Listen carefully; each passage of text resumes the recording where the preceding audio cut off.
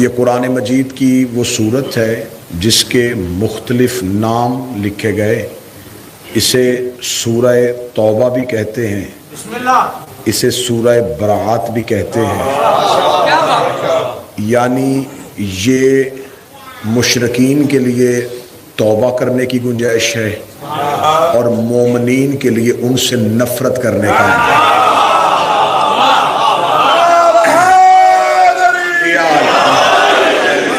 اسے سورہ مبارکہ توبہ کہتے ہیں, برآت کہتے ہیں, بیزاری کو برآت کہتے ہیں, نفرت کو برآت کہتے ہیں, تبرہ کو. یعنی کہ آسان لفظوں میں یہ قرآن کی وہ صورت ہے جس میں اللہ خود تبرہ کر رہا ہے. خدا خود تبرہ کر رہا ہے, اور جو خدا تبرہ کر رہا ہے یہ قرآن کی تمام صورتوں میں سے واحد صورت ہے جس کے آغاز میں بسم اللہ الرحمن الرحیم نہیں آئی. یہ بڑا عام فہم سا سوال ہے جو بچوں کو بھی یاد ہے کہ کون سی صورت ہے جس سے پہلے بسم اللہ, وہ کہتے ہیں سورۃ توبہ. خدا نے اس سے پہلے بسم اللہ کیوں نہیں رکھی؟ کیونکہ جہاں قرآن فہمی ہو, جہاں قرآن شناسی ہو, وہ انسان اپنی تحقیق نہیں بیان کر سکتا. وہاں ہمیں کسی معصوم کی دہلیز سے حدیث کا سہارا لینا پڑتا ہے, کیونکہ ہمیں نہیں پتا کہ خدا نے یہ کیوں نہیں کیا. یہ وہی جانتے ہیں جو خدا کے کرنے کو بھی جانتے ہیں اور خدا کے نہیں کرنے کو بھی جانتے ہیں. یا میں آسان لفظوں میں کہوں جو مزاج توحید سے واقف ہیں وہ بتا سکتے ہیں کہ اس میں بسم اللہ الرحمن الرحیم کیوں نہیں ہے. معصوم سے پوچھا گیا کہ مولا سورہ توبہ کے آغاز میں بسم اللہ کیوں نہیں ہے؟ فرمایا اس لیے کہ اس سورت میں خدا نے نفرت کا اظہار کیا ہے, بیزاری کا اظہار کیا ہے. خدا اس میں مشرکین کی مذمت کر رہا ہے اور بسم اللہ میں رحمان بھی آ رہا ہے اور رحیم بھی آ رہا ہے. اور میں اپنے معزز سننے والوں کو کہوں, رحمان اور رحیم کا مطلب ایک نہیں ہے, رحم کرنے والا. یہاں ترجمہ اکثر یہ کیا جاتا ہے رحم کرنے والا. رحمان اور صفت ہے, رحیم اور صفت ہے. معصوم کہتے ہیں اللہ کافروں پہ رحمان ہے, مومنوں پہ رحیم ہے. رحم بھی اپنی کیفیتیں تبدیل کرتا ہے. جب کافر پہ ہوتا ہے تو رحمان ہوتا ہے, جب مومن پہ ہوتا ہے تو رحیم ہوتا ہے. اب یہاں خدا نے کیونکہ نفرت کا اظہار کیا تھا تو یہاں رحمان کی صفت بھی نہیں آ سکتی تھی, رحیم کی صفت بھی نہیں آ سکتی تھی. سورہ مبارکہ توبہ کا تھوڑا شان نزول پڑھوں گا, گفتگو آگے بڑھے گی اور بہترین نتائج کے ساتھ آپ کو معروضات پیش کی جائیں گی. سورہ مبارکہ توبہ کا شان نزول یہ ہے کہ جب رسول مکہ سے ہجرت کر کے مدینہ آ چکے تھے تو مکہ میں جو مشرکین مکہ تھے وہ بیت اللہ کا جو اللہ کا گھر تھا وہاں توہین امیز طریقے سے طواف کرتے تھے, بتوں کو اٹھا لیتے تھے, برہنہ ہو جاتے تھے, ننگے بدن کے ساتھ سیٹیاں بجاتے ہوئے, تالیاں بجاتے ہوئے اللہ کے گھر کا طواف کرتے تھے. خدا کو یہ برداشت نہیں تھا, اور کیونکہ اس سورت کے آنے کے 1 سال بعد نبی اپنا آخری حج مدینہ پڑھنے کے لیے آ رہے تھے اور اسی آخری حج پہ اعلان ولایت کا اعلان ہونا تھا, تو خدا چاہتا تھا کہ جہاں علی ولی اللہ کا اعلان ہونا پہلے کعبہ مشرکوں سے پاک ہو جائے, پہلے وہاں پہلے اسے مشرکین سے پاک کر دیا جائے. تو خداوند متعال نے یہ سورت بھیجی اور نبی کو حکم دیا کہ جب وہاں لوگ اکٹھے ہو جائیں نا طواف کرنے کے لیے تو پھر کسی کو بھیجنا اس سورت کو دیکھ کے. اب میں قرآن کی جو تیسری سورہ مبارکہ توبہ کی آیت پڑھی ہے وہ پڑھنے لگا. خدا نے کہا جسے بھی بھیجنا اس کے پاس ایک عہدہ ہوگا, اذان من اللہ و رسولہ. وہ جو جائے گا وہ ذاتی حیثیت سے نہیں جائے گا, وہ اللہ کی اذان بن کے جائے گا.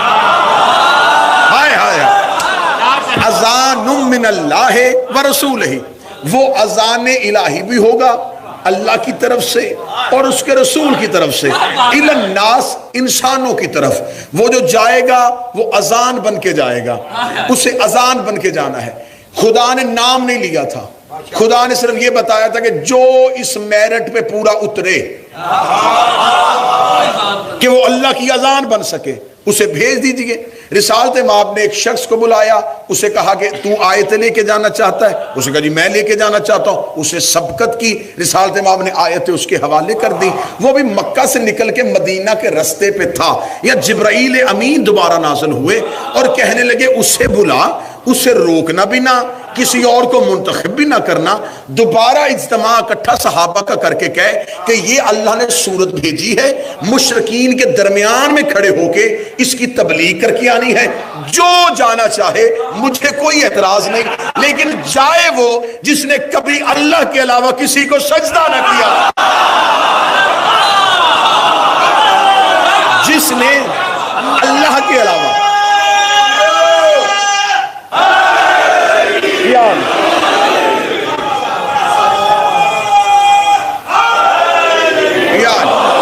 انسانی فطرت ہے شاہ صاحب کہ جو مشکل وقت میں ساتھ دینا، بندے کہتے ہیں اسے دیتے ہیں، وہ پھر پوری گفتگو میں بڑے اچھے چہرے لگتے ہیں کہ انہوں نے تمہید میں ساتھ دیا تھا۔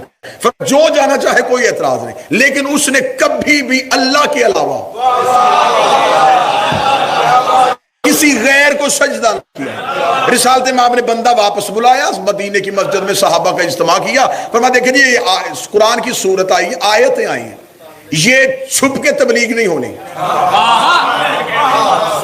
مجمع عام میں ان کے درمیان کھڑے ہو کے اللہ کی طرف سے ان پہ تبرہ کر کے آنا ہے،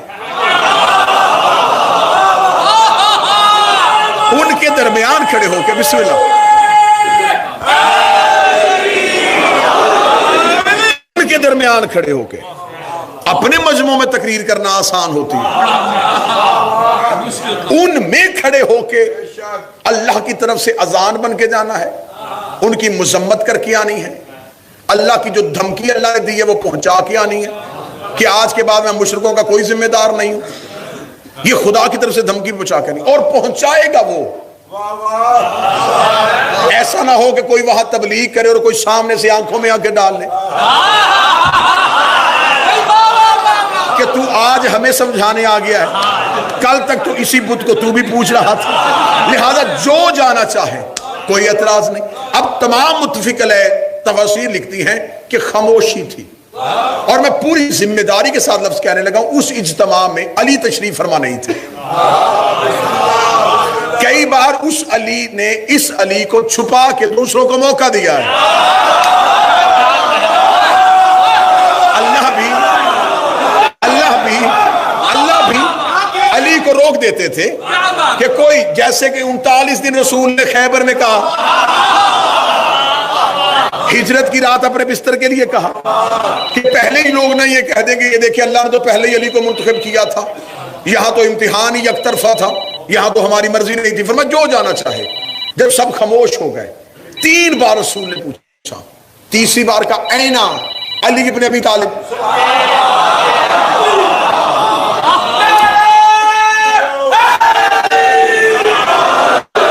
اب میری تمہید مکمل ہو گئی جی، بالکل تمہید مکمل ہو گئی، اب نتائج ہدیہ کرنے لگا۔ پہلا نتیجہ رسول نے کتاب میں لکھا، تفسیر در منصور میں لکھا ہے، رسول نے کہا اینا علی ابن ابی طالب، یہ نہیں کہا میرا چچا زاد بھائی کہاں ہے، میرا بھائی کہاں ہے، میرا داماد کہاں ہے، میرا کزن کہاں ہے، میرا رشتہ دار، علی ابن ابی طالب۔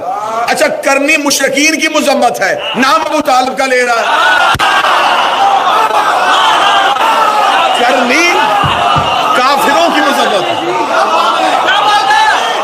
کافروں کی، بت پرستوں کی، مشرکین کی مذمت کرنے کے لیے رسول کہہ رہے کہاں ہے ابو طالب کا بیٹا علی؟ امیر المومنین کو گھر سے بلایا گیا، امیر المومنین آئے، رسول نے فرمایا کہ اے علی آپ مکہ جائیے، میرے اور اللہ کی طرف سے اذان بن کے،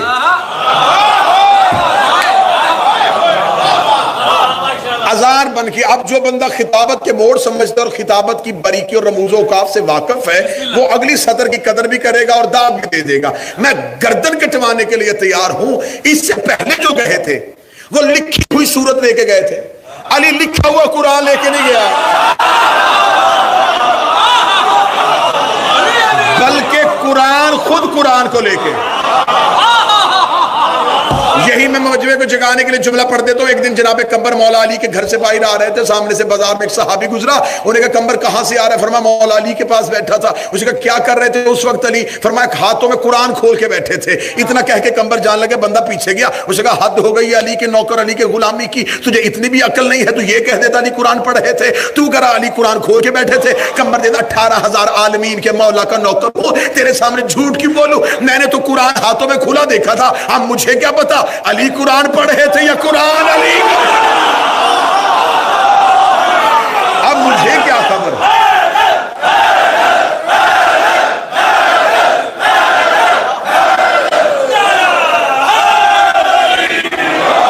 اب مجھے کیا خبر؟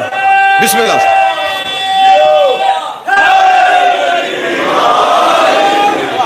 اے علی اذان بن کے جائیے.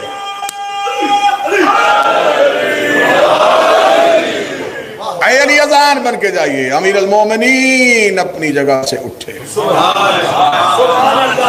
متوجہ میں ادھر رہیے گا. اب امیر المومنین اذان الہی بن کے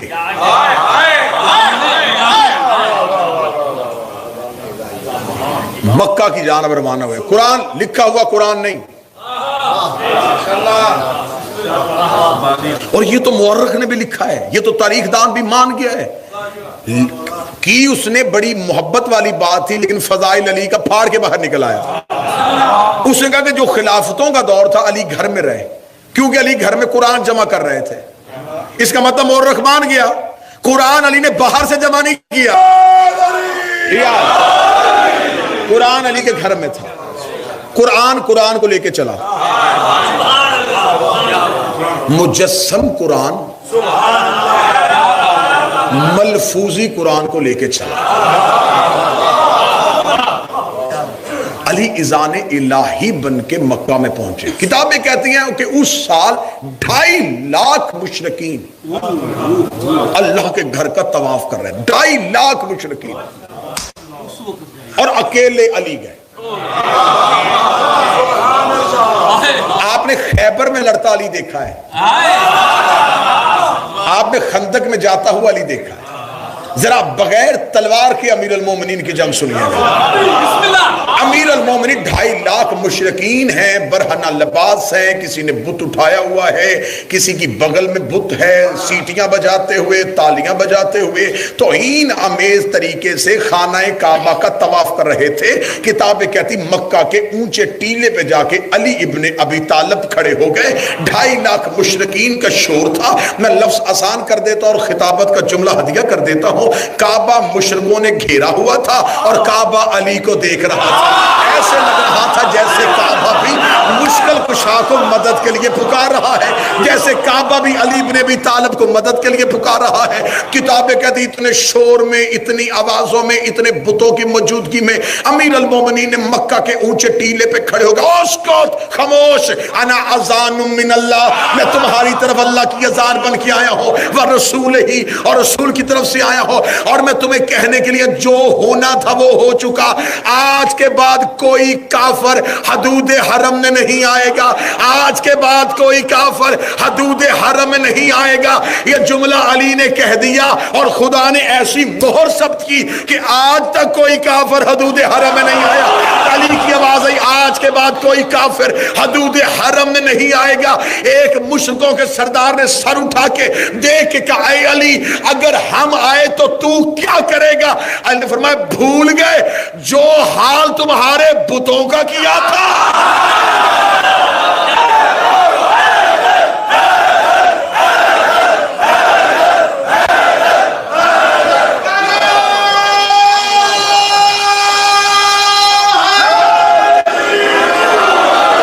کیونکہ میں اللہ کی طرف سے اذان ہوں, اور اللہ کی اذان میں خوف نہیں ہوتا. کیا بات ہے. پوچھا تھا ایک بندے نے, یا علی 2.5 لاکھ مشرک تھے, خوف نہیں آیا؟ فرمایا ایک فرعون کے سامنے گیا تھا, موسیٰ قرآن کہتا ہے. فرعون کے لہجے میں سختی ہے اور موسیٰ کا جسم تھر تھر کانپا. جو ایک فرعون کے سامنے کانپے اسے نبی کہتے ہیں. جو 2.5 لاکھ فرعونوں کے سامنے بول رہا تھا, جو اللہ کے درمیان ہوئی, کون؟ علی. کہاں؟ مکہ میں. کسے آزاد کروایا؟ کعبہ کو. کافروں کو باہر نکال دیا. آج کے بعد کوئی کافر نہیں آئے گا. بڑھتے جانا، میں نتیجے کی طرف آپ کو لے کے جا رہا ہوں. دوسری اذان، حسین حدود حرم میں. اب دور تبدیل ہو گیا تھا. کل کا کافر آج کا مسلمان تھا. میں تاریخ کا سفر کروانے لگا ہوں آپ کو تاریخ کا سفر کروانے لگا ہوں. جو کل علی نے دوڑائے تھے آج اسلام کے لبادے میں چہرے وہی تھے. اب کردار بدل چکا تھا، اب نام بدل چکا تھا. اس دور میں مشرک کہلواتے تھے، آج مسلمانوں کے روپ میں، آج منافقوں کے روپ میں. تب خدا نے سورہ توبہ میں مشرکین کہہ کے بلایا تھا، پھر قرآن نے سورہ منافقون میں منافقین کہہ کے بلایا. اور یہ بات ذہن میں رکھیے گا، ظاہری دشمن کو للکارنا آسان تھا، چھپا ہوا دشمن جس کے بدن پہ احرام تھا، علی نے کیا کہہ کے نکالا تھا؟ لیکن نکل جاؤ مشرکو، اور مشرکو نکلو، انا اذان من اللہ، میں اللہ کی طرف سے اذان ہوں. حسین حدود حرم سے نکلنے لگے. مورخ تاریخ لکھ رہا تھا، اس نے کہا حسین نے احرام کھول دیے، لیکن اس نے اگلے جملہ نہیں دیکھا کہ حسین کرنے کیا لگے تھے. اب اس دور میں کعبہ مشرکینوں نے گھیرا ہوا تھا. اب دوبارہ تصویر کا دوسرا رخ دیکھنا. اب ظاہر اسلام، اندر کفر. کعبہ دوبارہ گھیرے میں تھا. حسین جانے لگے. جاتے حسین کو کعبے نے پھر ایسے ہی دیکھا جیسا مکہ میں کعبہ نے علی کو دیکھا تھا. مولا حسین نے یوں کعبہ کی طرف دیکھا. حسین نے اپنے ابرو کا اشارہ کیا.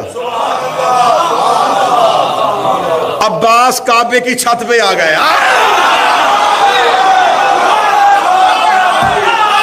عباس کعبہ کی چھت پہ آ گئے. اب مجھ سے کوئی نہ پوچھے گا، کیونکہ بہت بندوں کو بہت سی چیزیں پوچھنے کی عادت پڑ جاتی ہے. کیسے گئے جی؟ کوئی سیڑھی، کوئی کاندھا؟ بالکل ایسے ہی گئے جیسے محمد کے کاندھوں پہ علی آئے تھے.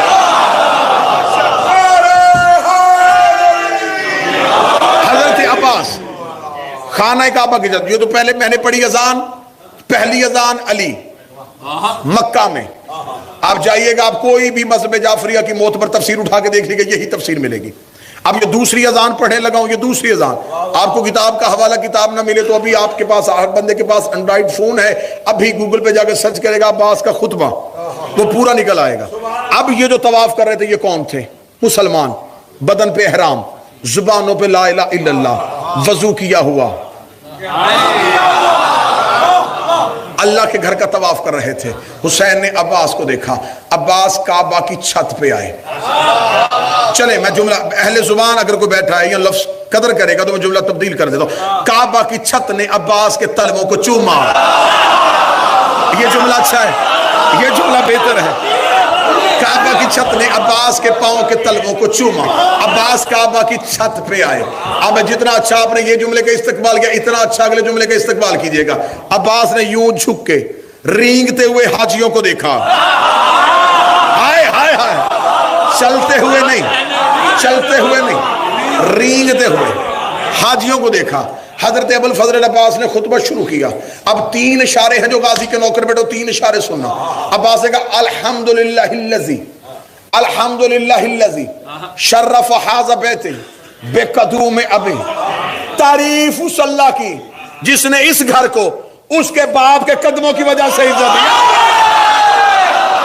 وہ لوگ غازی کے نوکر بیٹھے.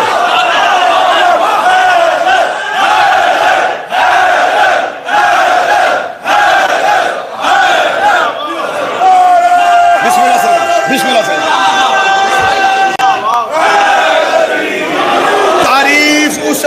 تعریف اس اللہ کی جس نے اس گھر کو اس کے باپ کے چہرے کی وجہ سے نہیں، ہاتھوں کی وجہ سے نہیں، قدموں کی وجہ سے عزت دی. جس نے اس گھر کو اس کے بابا کے، رکو گے یہیں پہ، غازی کے جو نوکر بیٹھے ہو، مولا عباس علی آپ کے بھی تو بابا ہیں. آپ یہ کہہ دیتے کہ تعریف اس اللہ کی جس نے اس گھر کو میرے بابا کے قدموں کی وجہ سے عزت دی. عجب نہیں کہ آواز عباس آئے. جہاں حسین بیٹھا ہو نا وہاں اپنا تعارف نہیں پڑھتے. جہاں حسین ہو وہاں اپنا آپ نہیں دکھاتے, وہاں ہر نسبت حسین کو دیتے ہیں. تعریف اس اللہ کی جس نے اس گھر کو اس کے باپ کے قدموں کی وجہ سے عزت دی. سخی عباس کا جملہ انہوں میں گردن کٹواؤں گا اور جو مجھے داد دے گا مجھے نہیں. سخی عباس کو خراج پیش کرے گا, ہاتھوں کو اٹھا کے عباس کو داد دے گا. حضرت عباس نے ان کی طرف دے گا من کان بیت الام سے اصبح قبلتر. یہ صرف گھر تھا, اسے قبلہ ہم نے کیا. یہ صرف گھر تھا.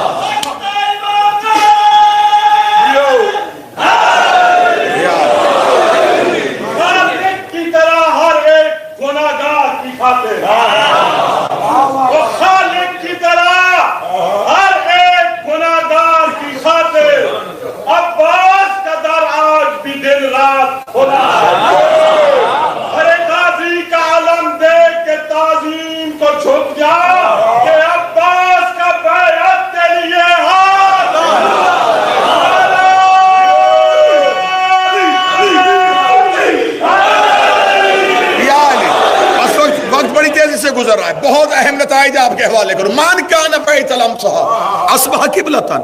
یہ صرف گھر تھا, یہ صرف چار دیواری تھی, یہ صرف ایک مکان تھا. اسے سجدے کے قابل ہم نے بنایا ہے. گھر سے قبلہ بدلنے کا جو سفر ہے وہ صرف علی ہے.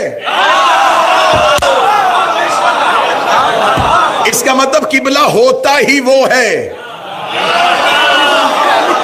جہاں علی ہوتا من کان بیت الامس اصبح قبلتن. یہ صرف گھر تھا, اسے قبلہ ہم نے کیا ہے. لو سر اٹھاؤ جو عباس کے نوکر بیٹھے ہو, جو سخی عباس کے علم کے آگے ہاتھ جوڑ کے اپنی حاجتیں مانگتے ہو, وہ سخی عباس کا جملہ سننا. حضرت عباس نے یوں چلتے ہوئے حاجیوں کو دیکھ کے کہا ایھا الکافرۃ والفاجرہ. او کافرو, او فاجرو, او کافرو, او فاجرو. آپ مولا غازی سے پوچھے مولا کنہیں کافر کہہ رہا ہے؟ ان کے بدن پہ احرام ہے, ان کی زبان پہ لا الہ الا اللہ ہے, یہ محمد رسول اللہ کا دعویٰ کرتے ہیں, اور تو نے کعبے کی چھت پہ کھڑے ہو کے انہیں کافر کہہ دیا ہے. عباسی کا لکھے مورخ میں خطبہ دے کے لکھوا گیا ہوں, جن کے مذہب سے حسین نکل جائے وہ کعبے میں بھی کافر ہو جائے.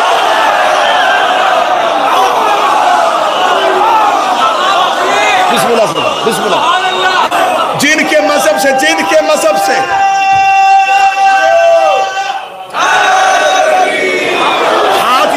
تو پھر یہیں پر اگلا جملہ سن لینا. جن کے مذہب سے حسین نکل جائے وہ کعبہ میں بھی کافر ہو کے کھڑا ہوتا ہے. میرے بادشاہ نے اگلا جملہ کیا کہا؟ فرمایا اے کافرو, اے فاجرو, تم کیا سمجھتے ہو تم نے حسین کو حج نہیں پڑھنے دیا؟ اگر وہ چاہے کعبہ اوڑھ کے حسین کے قدموں میں آ جائے. عباس کا اتنا کہنا تھا یا کعبے کی بنیادوں نے ہلنا شروع کیا, حسین نے ہلتا ہوا کعبہ دیکھا, حسین تیز قدموں سے دوڑے, کعبے کی دیوار پہ ہاتھ رکھے, رک, تجھے بچانے تو میں جا رہا ہوں. کعبے کی دیواروں سے آواز آئی مولا عباس کو روک لے ورنہ باپ نے ایک دیوار پھاڑی تھی, یہ چار ہو گیا.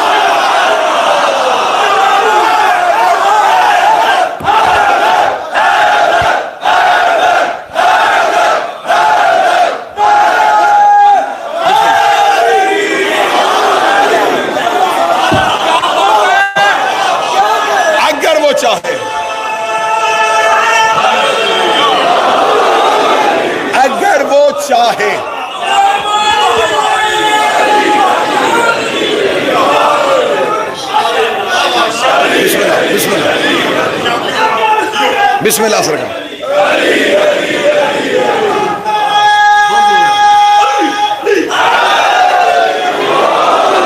باپ نے، عباس خطبہ دے رہے ہیں، عباس بول رہے ہیں، باپ نے مشرکوں سے پاک کیا تھا، بیٹے نے کافروں سے پاک کیا.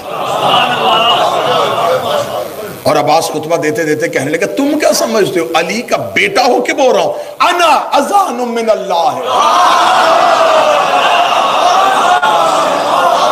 و رسول ہی، میں اللہ اور اس کے رسول کی طرف سے تمہاری طرف اذان بن کے آیا ہوں.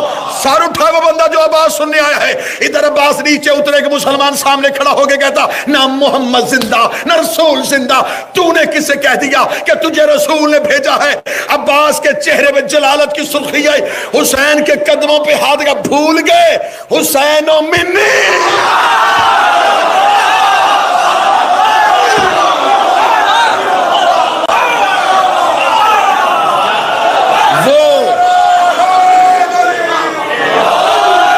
وہ جو مکہ میں تھے وہ لا الہ کے منکر تھے، اسے علی ولی اللہ نے دوڑایا. اب جو مکہ میں ہیں یہ لا الہ کے بھی قائل ہو چکے ہیں، محمد رسول اللہ کے بھی قائل ہو چکے ہیں. یہ اختیار علی کو نہیں مان رہے تھے، اس لیے عباس نے یہ نہیں کہا اگر وہ چاہے. پھر جملہ سمجھیے گا، مولا عباس نے یہ نہیں کہا کہ اگر وہ چاہے، کیونکہ یہ مانتے تھے کہ وہ کر سکتا ہے.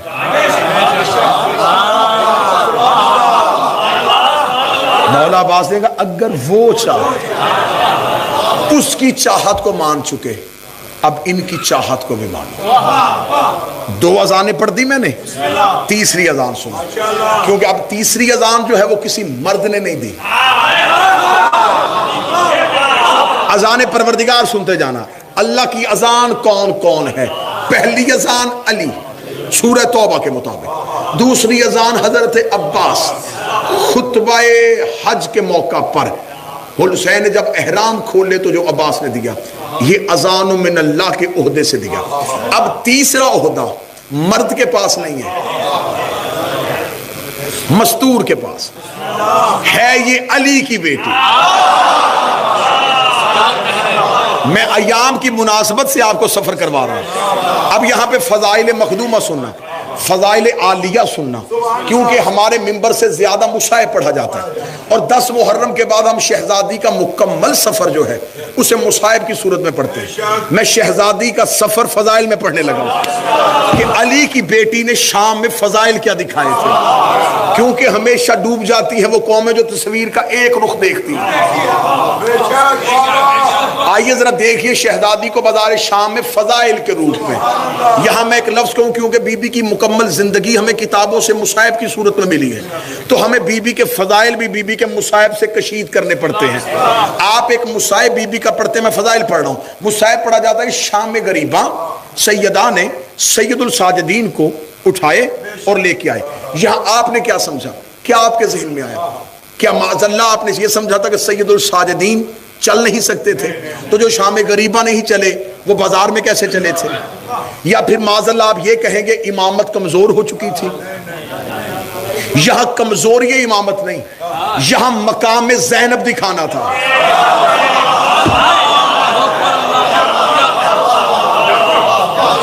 کیونکہ حجت کے بعد، مولا حسین کے بعد اختیارات حسین کو منوانے کے لیے اللہ نے جسے اذان بنا دیا تھا وہ عالیہ تھی. اب میں یہاں لفظ کہوں گا، میرا خیال ہے اگر آپ نے لفظ سمجھ لیا تو شاید مجھے اس گلی میں جا کے 5 یا 7 منٹ کی بحث نہ کرنی پڑے، آپ جملہ ہی سمجھ لیں.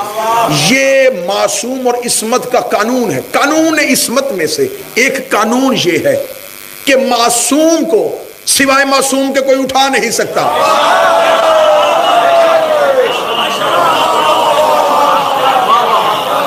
فتح مکہ پہ امیر المومنین رسول کے کاندھوں پہ آئے. کسی نے پوچھا یا رسول اللہ آپ نے علی کو کیوں اٹھایا؟ فرمایا یہ امامت کا بوجھ ہے، سوائے نبوت کے کوئی نہیں اٹھا سکتا۔ پھر حضرت عباس ابن عبد المطلب جب رسول کے تبرکات لینے آئے تو مولا علی نے سر پہ امامہ رکھ کے اور ابا دے کے کہا اٹھیے، وہ نہ اٹھ سکے۔ فرمایا اے علی مجھ سے کیوں نہیں اٹھا جا رہا؟ فرمایا یہ نبوت کا بوجھ ہے، سوائے امامت کے کوئی نہیں اٹھا سکتا۔ حجت کو جب بھی اٹھائے حجت اٹھاتی ہے۔ شام غریبہ علی کی بیٹی نے سجاد کو پشت پہ اٹھا کے زمانے کو بتا دیا پھپھی بھتیجے کی مدد نہیں کر رہی، حجت حجت کو اٹھا رہی۔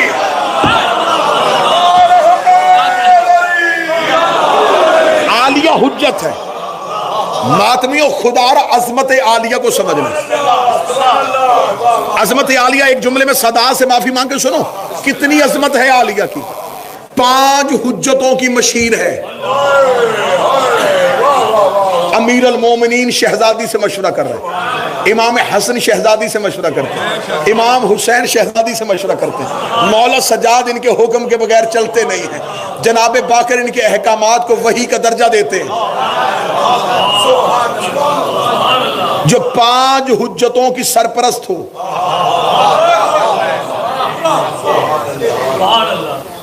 اسے عالیہ کہتے ہیں۔ اب میں بی بی کی ایک اذان پڑھنے لگا ہوں کہ یہ بھی اللہ کی طرف سے اذان ہے۔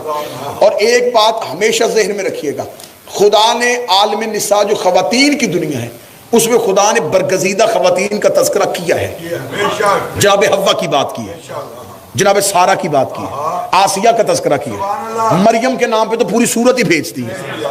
خدا نے برگزیدہ خواتین کو اپنے قرآن میں جگہ دی ہے، لیکن خدا نے کوئی خاتون نبی نہیں بنائی۔ اور اگر آپ دنیا میں دیکھیں تو اس دور سے لے کے اب تک خواتین کی تعداد اور ریشو مردوں کے برابر آ رہی ہے، تو 1.25 لاکھ نبی مردوں میں بھیج دیے۔ عورتوں نے شریعت کے لیے دیکھیں ہر جگہ پہ جائیں تو عورتوں کے لیے، اگر آپ میڈیکل کے شعبے میں جائیں تو ان کی ڈاکٹر علیحدہ، ایجوکیشن میں جائیں ان کی ایجوکیشن علیحدہ۔ اس کا مطلب کہ خواتین کو اپنے لیے ایک علیحدہ خاتون بھی چاہیے۔ ایسا ہی ہے، خدا نے 1.25 لاکھ اور ایک کثیر تعداد ہے انبیاء کی، وہ صرف مردوں میں بھیجی۔ یہ برگزیدہ خواتین، ان کے بعد جناب ملکۃ العرب، اس کے بعد جب شہزادی رسول کی بیٹی آئی تو پھر خدا نے اس بی بی کو ایک عہدہ دیا، سیدۃ النساء العالمین۔ صلی اللہ علیہ وسلم۔ حضور آپ صرف اس عہدے کو سمجھیے گا، عام ہوتا ہے، میں لفظ سیدۃ النساء المسلمین نہیں، عالمین۔ اب میرے پاس خطابت میں لفظ ہی نہیں کہ میں وسعت عالمین پڑھوں، میں کیا بتاؤں کہ عالمین کیا ہے؟ میرے پاس تو کوئی لفظ نہیں ہے، میرے پاس تو کوئی پیرامیٹر نہیں ہے کہ میں کہوں عالمین یہاں سے شروع ہوتے ہیں یہاں سے ختم ہو جاتے ہیں۔ اگر میرا مجمع ساتھ دے تو میں ایک جملے میں عالمین پڑھ کے سیدہ کی عزت پڑھ دیتا ہوں۔ جہاں جہاں وہ رب العالمین ہے،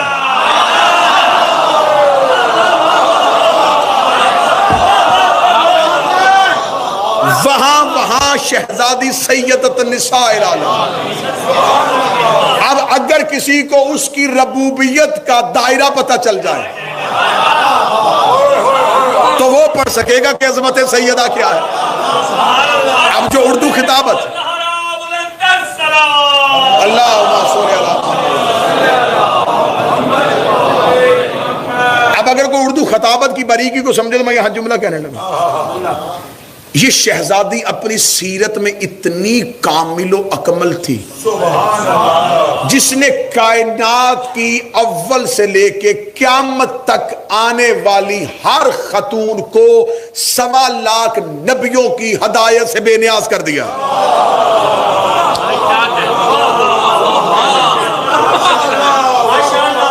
جملہ میرا خیال ہے چند اذہان تک پہنچا، جملہ چند اذہان تک پہنچا، میں مکمل اذہان تک پہنچانا چاہتا ہوں۔ 1.25 لاکھ نبیوں کی ہدایت، جس نے اکٹھی کر کے اول سے لے کے قیامت تک کی خواتین کو ایسے یکساں تقسیم کی کہ اب انہیں علیحدہ ہادی کی ضرورت ہی نہیں رہی. ابھی بھی جو سر ہلا رہے اور آسان کروں, جو فضیلتیں 1.25 لاکھ میں تھی اکیلی سیدہ میں آ گئے.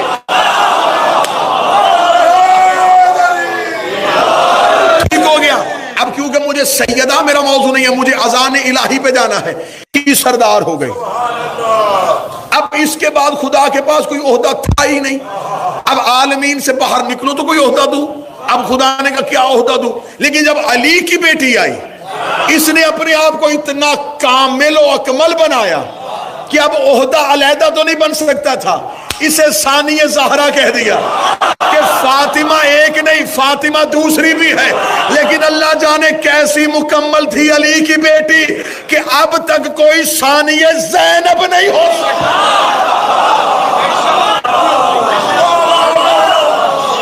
اب تک کوئی ثانی عالیہ نہیں ہو سکی. بی بی اب میں نے پہلے کہا میں مصائب نہیں, میں فضائل پڑھ رہا ہوں. دیکھیے صاحبان, میں تاریخ کا طالب علم ہوں. شام حجتوں سے فتح نہیں ہوا. رسالت ماب اپنی زندگی میں خواہش رکھتے تھے شام فتح کریں. شام فتح نہیں ہوا. بسم اللہ. آج کا شام نہیں میں کہہ رہا, آج کا شام نہیں, آج کا شام تو اتنا سا شام ہے. یہ جب دوسری خلافت کا دور تھا تو انہوں نے دوسری خلافت میں جب فتوحات کرنی شروع کی تو انہوں نے 4 لوگوں کو بھیجا تھا. شرجیل بن حسنہ کو بھیجا تھا, اسود بن ربیہ کو بھیجا تھا, زیاد بن سفیان کو بھیجا تھا. ان لوگوں کو شام دمشق کی طرف بھیجا تھا, اس علاقے میں بھیجا تھا. اردن, فلسطین, بحرین, عمان, شام, یہ ساری ایک ریاست تھی. فلسطین بھی اس میں تھا. یہ بہت بڑی ریاست تھی کہ اس کو فتح کرو, اور جب یہ فتح ہو جائے تو اس کو 4 حصوں میں تقسیم کر لینا. اور ایک ایک کو کہہ دیا تو اس کا گورنر, تو فلسطین کا تو بن جائے گا, عمان کا یہ بن جائے گا, اردن کا یہ بن جائے گا. اور دمشق جو ہے وہ ابو سفیان کا جو بڑا بیٹا تھا اس کا نام بھی یزید بن ابو سفیان تھا. معاویہ کا ایک بھائی بھی یزید تھا.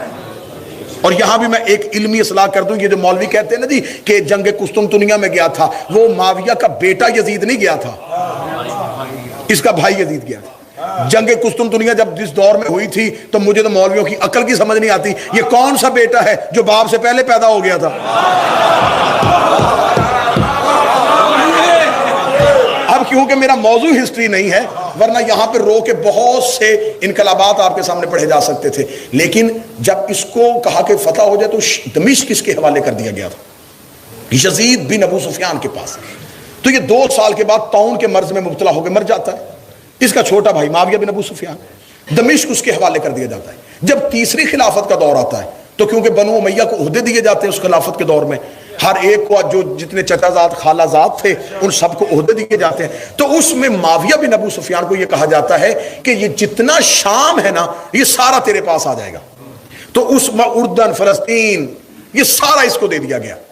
یہ کب ملا تھا, میں اب جملہ صرف ایک پڑھنے لگا ہوں. یہ اس کو مل رہا ہے 16 ہجری میں. 42 سال مسلسل شام میں اس میں حکومت کی ہے.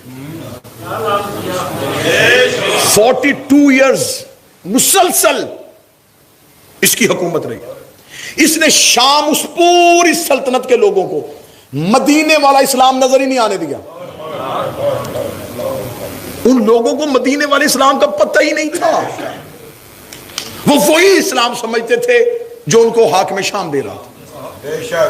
یہی وجہ ہے کہ امیر المومنین کے جمعے کے خطبوں میں تبرہ یہ کہہ دینا کہ علی مسجد میں کیا کرنے گئے تھے. اتنا گھنونا اسلام تھا, اتنا گندا اسلام تھا کہ کاش میرے پاس وقت ہوتا میں 2-4 واقعات بھی آپ کو سناتا تو آپ کو پتہ چل جاتا کہ اس نے شام میں اسلام کی حالت کیا کرتا. اور اسے تخت پہ بیٹھ کے کہا تھا, اس نے کہا وہ جس کے لیے بنو ہاشم مکے میں شور کرتے تھے, بنو امیہ کے بچوں نے اسے کھیل بنا رکھا. یہ حالت تھی شام کی. اب تیسری خلافت کا دور گزرا, امیر المومنین کا دور ہے. امیر المومنین شام فتح کرنا چاہتے تھے. رستے میں جمل آ گئی. جمل نے علی کا رستہ روک دیا, علی کو شام نہیں جانے دیا. علی واپس پھر مدینہ بھی نہیں گئے اور کوفے دارالحکومت بنا لیا. دوبارہ شام پہ حملہ کرنا چاہا تو صفین آ گئی، صفین کی وجہ سے علی شام نہ جا سکے اور صفین کی جنگ میں مصروف ہو گئے. پھر اس کے بعد علی ہی کے لشکر میں مخالفت ہو گئی، علی کی اندر ہی کے لوگوں نے علی کی مخالفت کرنی شروع کر دی. یہ کوئی آج کی عادت نہیں ہے. انہوں نے امیر المومنین کے لشکر میں رہ کے علی پہ عدم اعتماد کر دیا. انہوں نے کہا ہمیں علی پہ اعتماد ہی نہیں ہے، جس کی وجہ سے حاکمین کا فیصلہ ہوا اور جیتی ہوئی صفین جو ہے وہ شکست میں تبدیل ہو رہی ہے. ابھی امیر المومنین صفین سے نکلتے ہیں تو خارج علی کو نہروان میں لے آتے ہیں، اور مقدسین کا گروہ ہے. انہیں کتابوں میں تاریخ میں مقدسین لکھا گیا. مقدسین کیوں لکھا گیا؟ ان کے چہرے پہ داڑیاں اور ماتھے پہ سجدوں کے نشان، ہاتھوں پہ لمبی تسبیحاں، اور یہ عبادت گزار کا روح بنا کے علی کے سامنے آ گئے.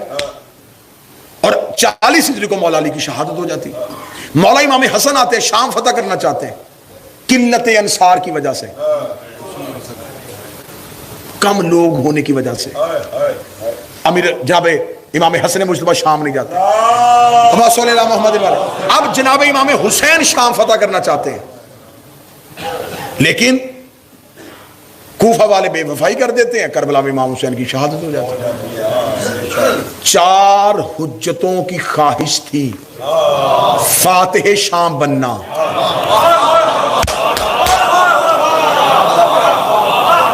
آخری اذان پڑھنے لگا ہوں. 4 حجتوں کی خواہش تھی کہ ہم شام فتح کریں. رسول فاتح شام نہ ہوئے، علی فاتح خیبر بن گئے، فاتح خندق بن گئے، فاتح بدر و حنین ہو گئے، فاتح شام نہ ہو سکے. حسن کے معاہدے کو دنیا نے بہت اچھی نظر سے دیکھا، فاتح شام نہ ہو سکے. حسین فاتح کربلا ہو گئے، فاتح شام نہ ہو سکے. اب جنگ دیکھنا، جملہ پہلی بار منبر سے یہ نوکر ہی پڑھنے لگا ہے، اور یہ نوکر ہی کا اعزاز رہے گا، اور میں یہی جملہ لے کے شہزادی کے سامنے بروز قیامت اٹھنے لگا ہوں. اتنی دلیر تھی، اتنی جرت تھی میری عالیہ میں. لوگ کہتے ہیں کہ بی بی قید ہو کے شام گئی، شہزادی کربلا سے ہمیشہ مسائب شہزادی نہیں انداز میں سننا نے ہاں کہا. اور ہمیشہ فاتح کا طریقہ ہوتا ہے، جب یہ شہروں کو کرتے ہیں نا، ایک شہر ان کے قبضے میں آتا ہے تو یہ اس شہر سے نکل کے اگلے شہر میں جاتے ہیں. فاتح پیچھے پیچھے جاتا ہے، مفتوح دیوار کے ساتھ لگتا ہے. اگر تو علی کی بیٹی کربلا سے پیچھے کی طرف جاتی